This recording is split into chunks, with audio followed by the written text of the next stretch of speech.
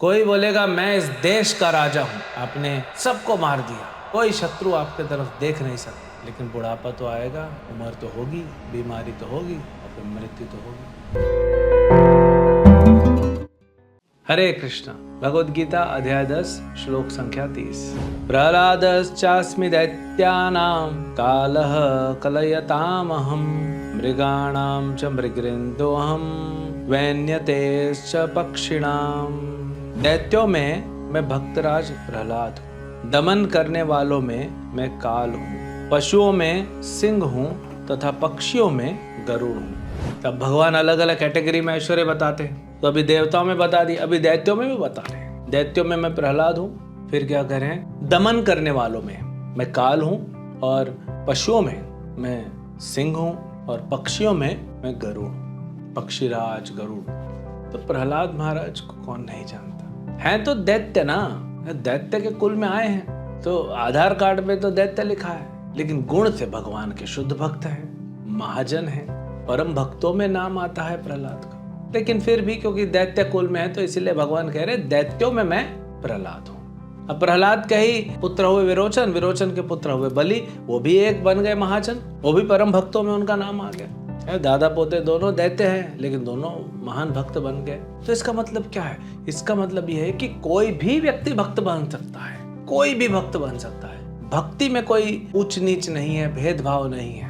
हर व्यक्ति संसार में, पूरे ब्रह्मांड में, पूरे भौतिक सृष्टि, भगवान आते ही हैं हमको भक्त बनाने के लिए। तो हमें भक्त बनने का प्रयास करना चाहिए। भक्त राज प्रहलाद, भक्तों में राजा है प्रहलाद, है तो दैत्य, इसीलिए दैत्य राज प्रहलाद, भक्तराज प्रहलाद। प्रहलाद महाराज के बारे में तो आपने बहुत सुन के रखा होगा, लेकिन नाम आया है तो थोड़ा वर्णन कर देते हैं। हिरण्यकशिपु इतने साल तपस्या किया, 36,000 साल तपस्या की, उसके बाद घर आया, पूरे त्रिभुवन को जीत के आया, फिर राजा बन के बैठा इंद्र के लोक में। प्रहलाद का जन्म हुआ, प्रहलाद 5 साल के हुए, यानी 36,000 साल तपस्या किया हिरण्यकशिपु ने, 5 साल राज्य संभाला, और फिर नरसिंह देव आके मार दिए। प्रहलाद को तंग कर रहा था ना, मारने का प्रयास किया। तो भक्त जो होता है वो अपनी जान बचाने के लिए जरूरी नहीं कि प्रयास करे, लेकिन भगवान देख रहे कि मेरे भक्त को डिस्टर्ब किया, अभी आता हूँ, तो भगवान खंबे से प्रकट हो, नरसिंह देव मार दिए। नरसिंह चतुर्दशी तो भगवान प्रकट हुए, मार दिए। प्रहलाद महाराज के सुंदर उपदेश है, भागवतम का 7वां स्कंद पढ़िए। प्रहलाद महाराज की इतनी सुंदर प्रार्थनाएं हैं, प्रहलाद महाराज के जो लीलाएं हैं, जो उनके उपदेश हैं, जो उनकी प्रार्थना है, वो सुन के हमको भक्त बनना चाहिए। फिर कहते हैं कि जो दमन करने वाले हो, उसमें मैं काल हूँ। आपने देखा होगा कोई किसी को दमन कर रहा है, मान लीजिए छोटा सांप है तो बड़े सांप ने उसको पकड़ के खा गया, छोटी मछली को बड़ी मछली खा गई, छोटे जानवर को बड़ा जानवर खा जाता है, जंगल का राजा शेर और बड़े जानवर को खा जाता है। बहुत बड़ी मछली होती है जिसका नाम है वेल मछली, वेल मछली को भी एक जीरे के दाने के समान निगल जाए, वो होती है तिमिंगल।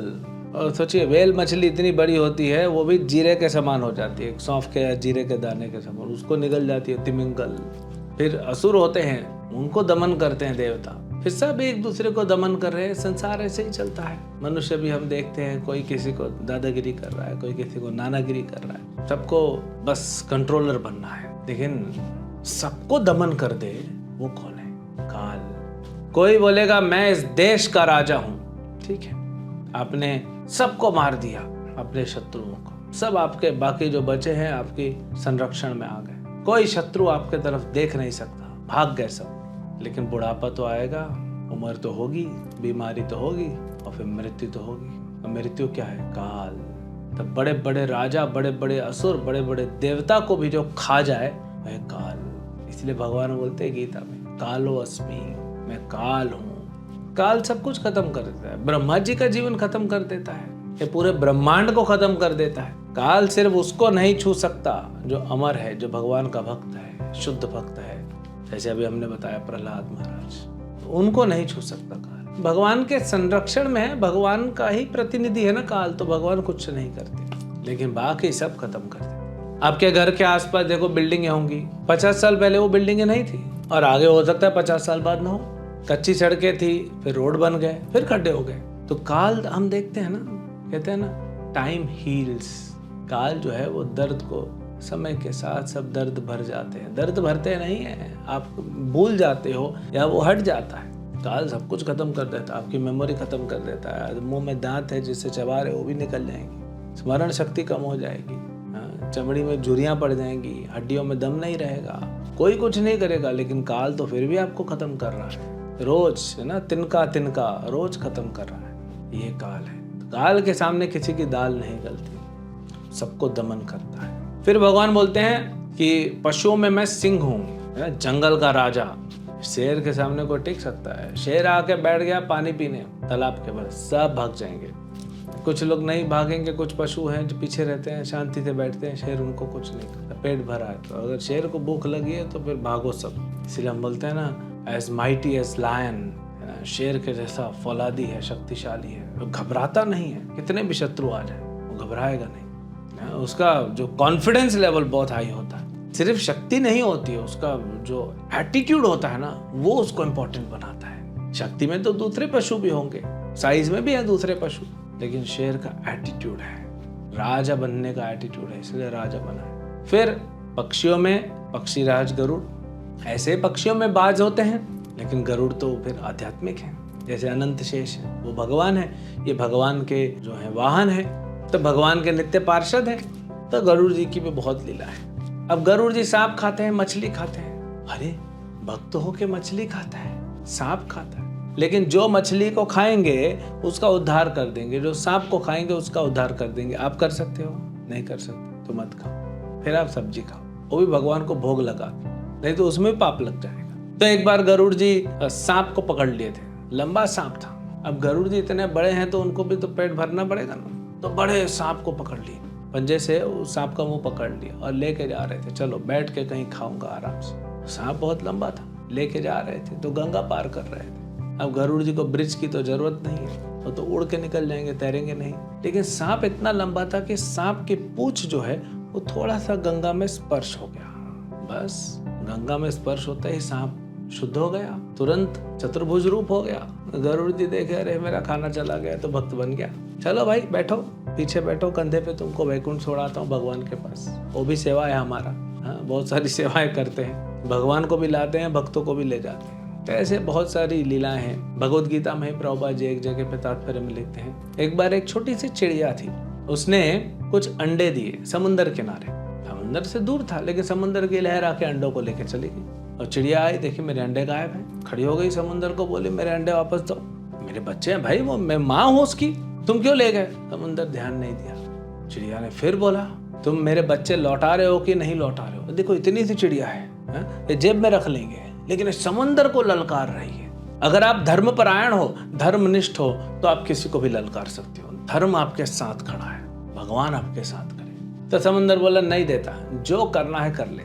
अच्छा, मैं तुमको पूरा सुखा दूंगी आज।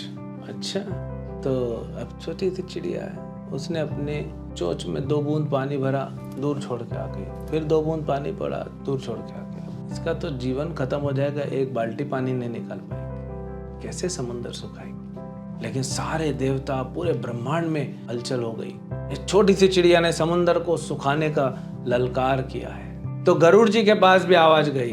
ऊपर के लोगों में नेटवर्क बहुत स्ट्रांग रहता है, हमको नीचे नहीं आता ना, ऊपर का स्ट्रांग नेटवर्क है। नेटवर्क भी स्ट्रांग है, नेटवर्किंग भी स्ट्रांग है। तो गरुड़ जी को आवाज पहुंची, तो गरुड़ जी आ गए। समुंदर को बोले, सुनो भाई, वो मेरी छोटी बहन है, एक ही जात के है ना, पक्षी है ना। बोले मेरी छोटी बहन है, अगर तुमने उसके अंडे नहीं लौटाए तो उसका काम मैं खुद ले लूंगा। हाँ, समुद्र देव डर गए, अरे गरुड़ जी है, समुद्र सुखा सकता है? तुरंत लाके अंडे वापस दे। तो धर्म परायण रहिए, धर्म में निष्ठ रहिए, भगवान की भक्ति करिए, भगवान के भक्तों के साथ रहिए, आपको कुछ नहीं होगा। और जो होगा वो अपने पूर्व कर्मों का फल है, उसको सहते हुए आगे निकलो। अंत में आप भगवान को प्राप्त करो। ये दृढ़ता होनी चाहिए। जैसे छोटी सी चिड़िया में दृढ़ता थी, मैं समुंदर सुखा दूंगी, ऐसे ही भले हम छोटे हैं, हम बोलते हैं हमको भगवान को प्राप्त करना है। भगवान करेंगे ना काम, भगवान के भक्त आपको आगे बढ़ाएंगे। आप दृढ़ रहो बस। प्रॉब्लम क्या है आजकल, हम कमजोर हैं, दृढ़ता नहीं है हमारे अंदर, इसीलिए हम भक्ति ज्यादा अच्छे से कर नहीं पा रहे हैं। तो दृढ़ बनिए, अच्छे से भक्ति करिए। आप देखिए भगवान के भक्त आपको, भगवान अपने भक्तों के द्वारा, जैसे ध्रुव महाराज के पास भेज दिया किसको, नारद मुनि को, उद्धार करवा देंगे। हरे कृष्ण।